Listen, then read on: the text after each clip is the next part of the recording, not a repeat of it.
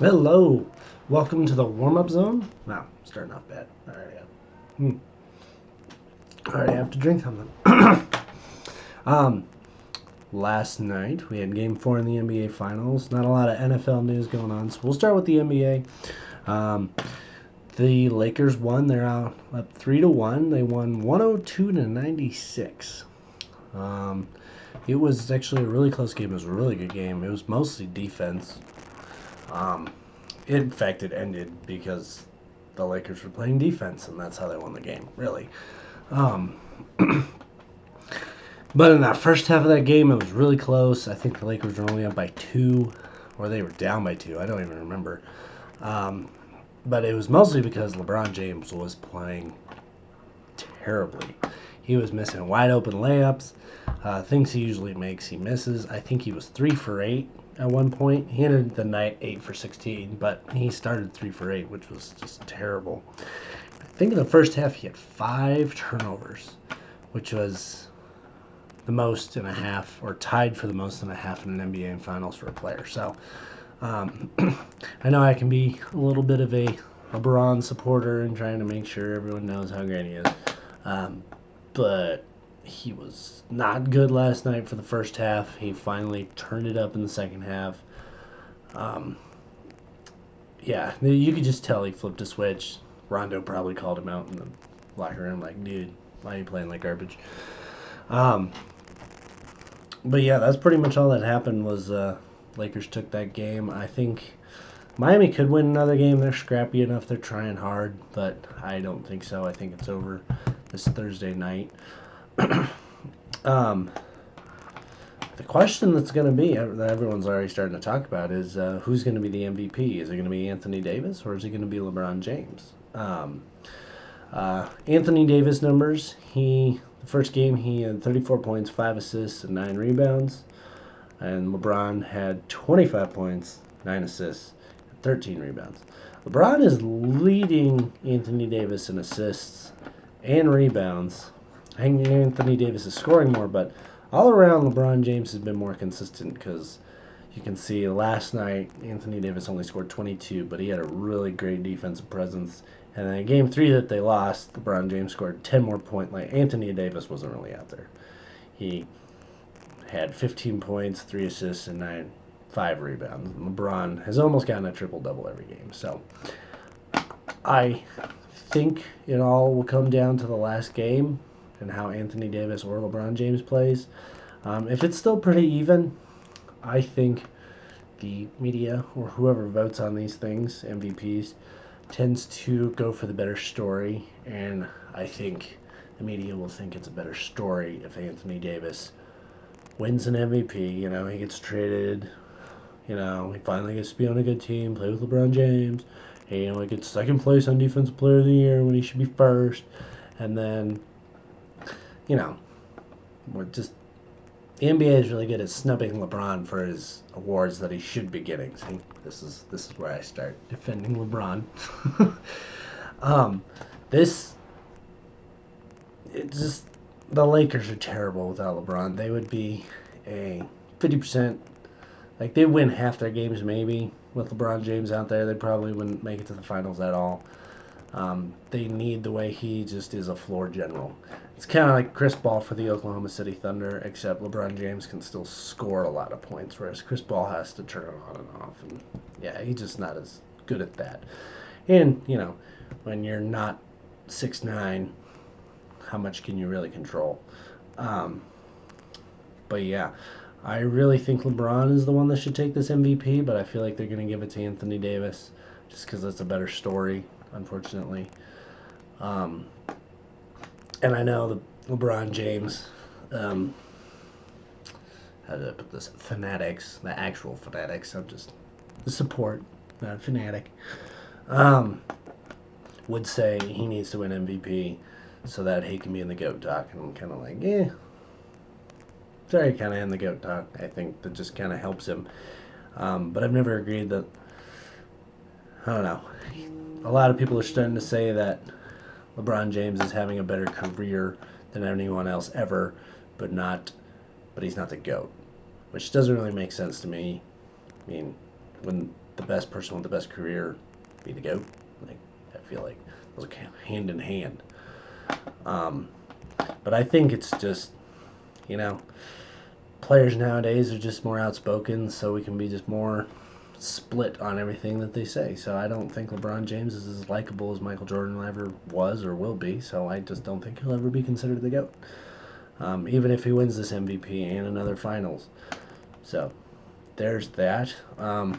Also, the other thing we got to mention is Tyler Hero is awesome. I mean, for 19 years old, or yeah, I think he's 20. Yeah, he scored 20 games in a row now. He scored in double digits. Youngest player to ever do that.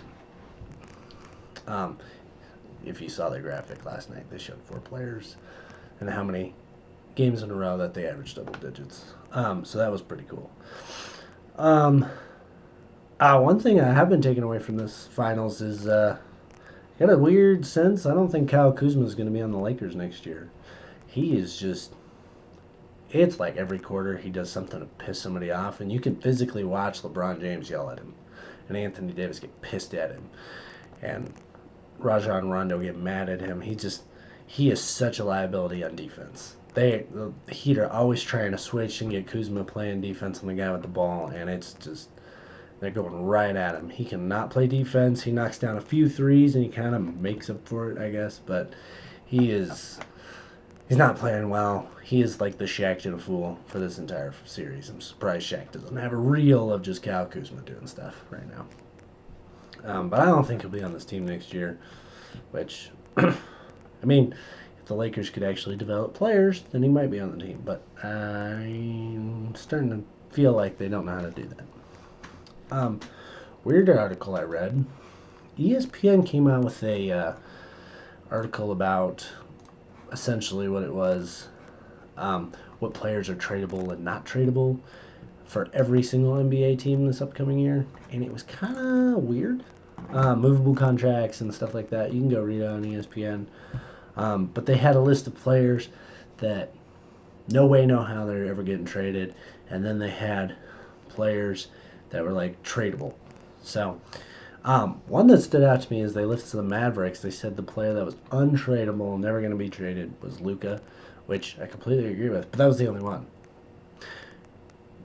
Didn't the Mavericks trade for Kristaps Porzingis? Just look that up. Someone can fact check me there, but I'm pretty sure Kristaps Porzingis is untradeable on the Mavericks. If he was playing this year in the playoffs and wasn't hurt, I think they would have beat the Clippers, or at least come close. Give them a lot more trouble. If they actually learn how to play defense on the Mavericks, I think they're a really formidable team. So I don't see how Kristaps Porzingis is not untradeable. That's really strange to me. So that is just the first thing I saw. And the second thing I saw was at the Clippers, and they were saying that the untradeable contracts were Kawhi Leonard and Paul George. Kawhi Leonard, I understand. Paul George, the whole point of the Clippers bringing both those players is to win the championship. And now we have Paul George, who has made it a habit to suck in the playoffs. Playoff P apparently means playoff poorly, because he is not doing well. And you know what? We can blame Kawhi for them blowing a 3-1 lead, but Paul George, it's been the teams that have done really well have had 2 stars. You know, Miami Heat have Bam, and they have Jimmy Butler. Jimmy Butler went nuts in one game. That's the only reason they won one so far. And if your second star isn't doing really well and being able to play both ends of the floor, you're not going to win a championship. And the Clippers right now, that's all they're about. They're like, win a championship. That's all they care about. Trying to be their own person, trying to get away from the parents. The Lakers. Paul George is tradable. I don't know why he's not untradeable. You could trade him for somebody that is way more consistent, could prove themselves in the playoffs, at least have the question mark. You at least we have a resume of Paul George not being good in the playoffs. So I believe that's tradable. And Kawhi was just tired in that last game. You could just see he carried the Toronto Raptors to win the finals. So last year he's tired. He's probably still tired from that, because that was mostly him. Let's be real. The other one I saw was Tyler Hero is tradable. If you haven't been watching him in the playoffs, for a rookie, he's done really well. I don't know why you would ever consider him tradable. That's a weird thing to put on your list. Tyler Hero is not tradable. He looks really good. He's going to be a star. He's making ridiculous shots over star players. Okay, he needs to learn to play some defense, but it's a rookie or first year. It takes you a long time to get good at defense.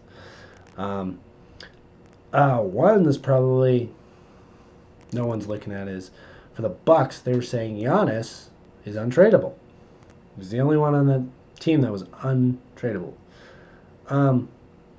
I think you can trade anybody on the Bucks.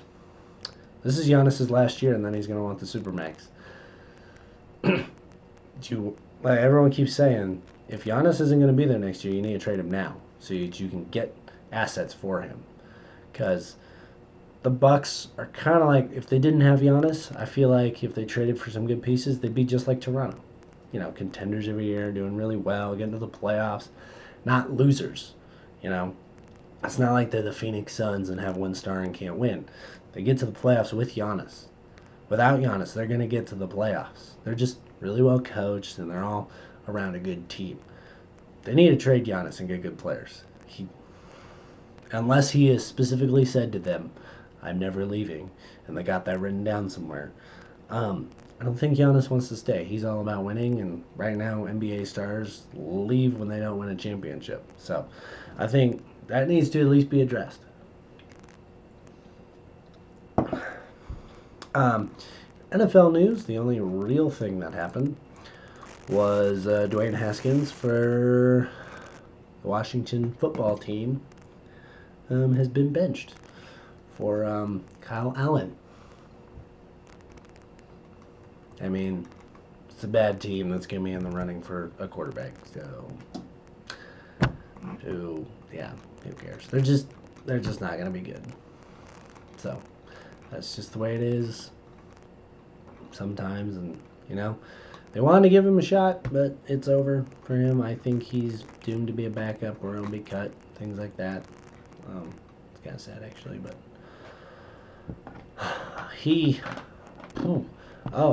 something I just saw on Pro Football Focus was the lowest percentage of accuracy passes this season. Number 30 was Dwayne Haskins, 50.4%. He's been benched. Mitchell Trubisky, 46.2, has been benched. Carson Wentz, 42.8, has also been benched. So that's their percentage of accuracy this year. And you know what? The only one on there that doesn't surprise me is Carson Wentz. I mean, none of those actually surprise me. Carson Wentz is throwing the garbage cans. It's kind of hard to throw when nobody's open. So that doesn't surprise me, and he's trying to will that team into wins. So that's all I really got. I think by Saturday, when Jeffrey and I do our live video, like we always do on Saturdays, I think the Lakers will have a championship. We'll have some stuff to talk about, and Jeffrey will watch my videos and tell me where he thinks I'm wrong. So there's that. Don't forget to go like and subscribe us. I also got Instagram up, so go check that out. And that's about it. So have a good day. Happy Wednesday.